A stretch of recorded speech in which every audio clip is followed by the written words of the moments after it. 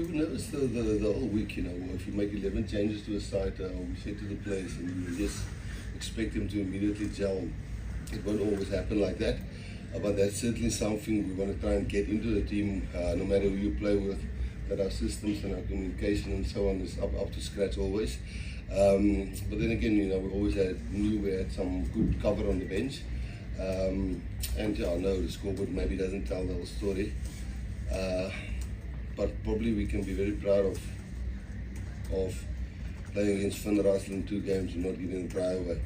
I think, you know, that's really hard to do, but certainly not a performance we're very proud of what we put out there today.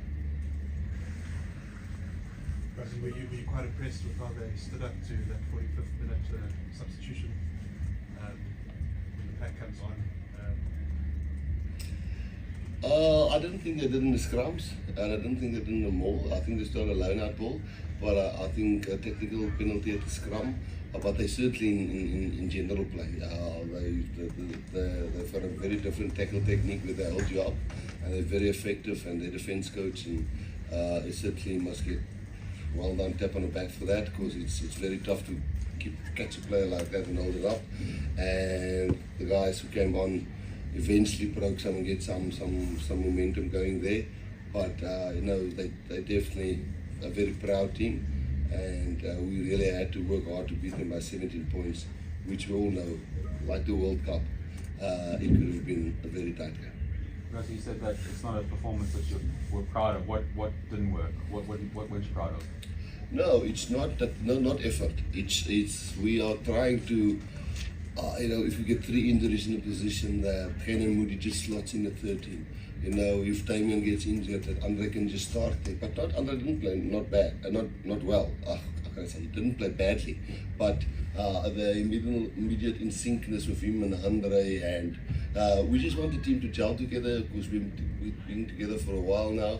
And as we bring the youngsters in, you know, next week will probably be Damian and Jesse again, but we want to know if one of those guys go down, you know, like if Eben goes down, you know, Jean Klein or Rowan or Ergia, those guys must slot in seamlessly, you know, and that's not an effort thing. It's just more of repeating, aligning, because the effort I'm proud of.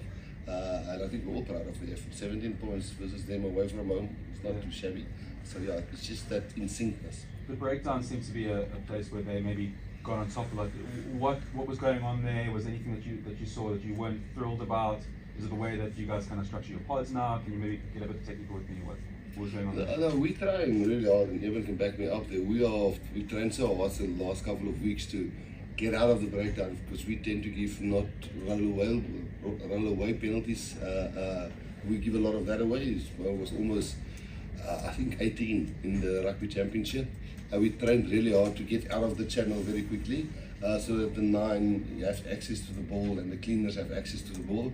And yeah, I think it's sometimes just where the referee's focus is on. Not that the referee in any way did anything on purpose, but we thought that channel where the 9 must clear must be open for the 9 to get to the ball.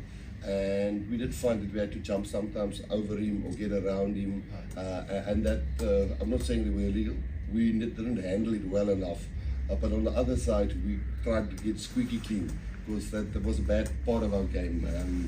I think that broke our rhythm a bit. Your coach said areas to work on. About the Christmas performance, was it frustrating at times out there for you? And what about the performance, you know, was frustrating? Yeah, I think I said in the press conference before the game yesterday that we know they're a quality side. We always, when we prepare for Scotland, we prepare like, are we going to play New Zealand or Ireland, or because they're one of the top teams in the world. So, and also to latch on to Rassie, to beat Myanmar with 17 points. Yeah, maybe the scoreboard does flatter us a little bit, but still got a good performance in. And we always know it's not going to go away. Everything's going to go away. It's going to be a bit of a grind. They're quality side, and they definitely stood up to us in the general play with their physicality, and brought the game to us as well. So it was a good battle. It was a good test match. yeah, compliments to them. I think they were great today. I think we probably weren't at our best, but we showed quality in the end to to make the scoreboard like that. Yeah, but you've just beaten one of the best teams in the world, 4 tries to 0 and 17 points away from home, and we're kind of asking questions if you guys have lost the game in a way. Is that a sign of how impressive you are, like the aspirations you have in the side, the standards that you set now? Yeah, we obviously set high standards for ourselves. I think we drive it within the team, the players and the management. We want to keep on performing, and we know every now and then there's going to be a performance that we're not probably that proud of. And like you said, it was at the end of the day, it was a good performance. Of course, we beat them by that margin, but there's just some aspects of the game that we probably won't be happy with, and that we'll work on. And I'm sure the coaches will point it out to us, and there will be some harsh words, but there are also some good words, and I think that you need that in a professional team environment to. We always strive to be better, and that's why, like I said, there will be some harsh words as well. Eben, do you think that perhaps, and I know you guys don't use excuses in general, but losing the run, the guy was going to lead your lineouts in the week. And I know Sos is obviously world class, but there is that kind of disruption, I guess. Do you think that maybe you played a bit of a role in not really getting the lineouts on your terms? No, I don't think so. I think in Scotland, I think when we played Glasgow, Sharks played Glasgow, they were probably one of the best contesting sides at club level I've played against, and they're a good man-watching side. They're very well do well in the lineouts, and it's going to be a tough time in the lineouts. Sos is world class. He's got probably 70 odd test matches for South Africa, so he's a quality player to come in, and so is Archie came on for Sos. So I don't think that was a big disruption. Rassie, what are your thoughts ahead of the England game next weekend? Firstly, Murrayfield, just to add, maybe answer his question with a little bit more other detail. Of a guy like Elrich has never played at Murrayfield. It's also a bit of, it's new, that's why I want to get to Twickenham. It's new, it's pressure, it's a really nice type of crowd to play in front with. It's the whole vibe you get here, the atmosphere in here. It's a special place to play, Murrayfield. Twickenham also. And sometimes when you try something like this, make 11 changes after the team that beat Argentina, some guys, you get a little bit, same with Canan Moody, he's played at the highest level against Australia and so on. I don't know if he's actually played here before, I'm not 100% sure, but Twickenham will be a different challenge. That's 80,000 people, that's a different kind of pressure. It's a very desperate team. We've lost 2 matches now against Australia. Probably ranking-wise is not up there, but we know where they're going with Joe Smith. But they'll be very desperate to win. I think Scotland were 5 on the bounce now, which they won. They 5 unbeaten matches, Scotland, before they played us. It would have been their 6th win if they beat us. And I think England is now that desperate team who almost beat New Zealand, who almost beat Australia. So yeah, it's going to be a very, very tough game. We'll be selecting internally tomorrow and announcing probably the day after for you guys. But no, there's a tough one. We rested the 2 packs for reasons, because we also want the team to be fresh, the pack of forwards with the 6-day turnaround. And obviously guys like Jesse and Damien, those guys Cheslin will come into the reckoning for that game. Just a word, Rassie, on Ibs. The performance the team decides another 2 tries. I mean, their strike rate just improves now. 34 years old, showing no signs of slowing down. Yeah, I know he's a special guy, and sometimes so tough. I like Edward, hasn't really played a lot. He had an injury, was in camp with us. Guy like Koen Holm, fullback, we're so close to getting Vinny to his 100th match. We know what form Fassie is in. He didn't play today, but as a team we're a bit like a family as well.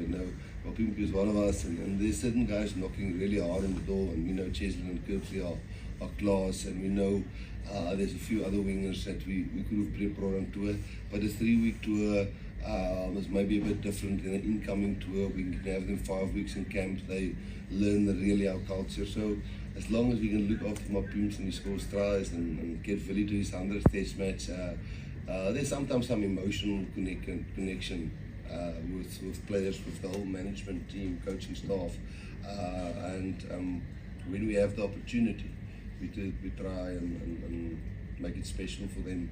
Yeah, and it will be a sad day when he's done one day, because he always produces. Rassie, what did you make of the red card incident?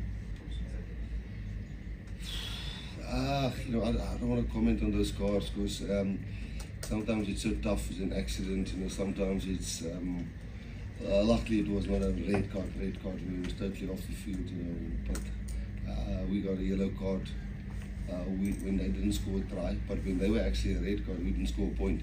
They actually scored more points in that time. That was really frustrating.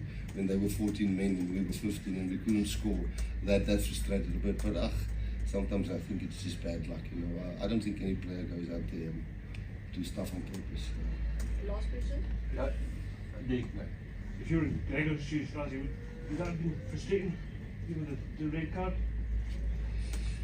You know, what I will say now will be a headline that I wouldn't like to be connected to. So any red card is frustrating. If a player did it by accident or did it on purpose, which seldom happen, and you know, sometimes it's just an accident.